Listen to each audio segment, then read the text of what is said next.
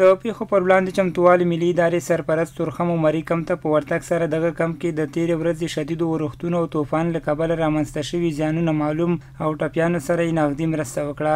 دغه مرسته د امیرالمؤمنین حفظه الله په ځانګړي حکم ترسره شوه. ننګرهار کې د تېرې دوشنبې ورځې طوفاني باد او ورښت له کبله زیانمنو شویو کورنیو ته د مرستو ویش جریان لري. د ننګرهار یو شمېر ځوانانو د دې ولایت اطلاعاتو او کلتور ریاست سره په همغږۍ د تېرې دوشنبې ورځې د خونړي طوفان له کبله زیانمنو شویو خلکو سره د مرستو راټولولو په پار خیریه صندوق کېښود.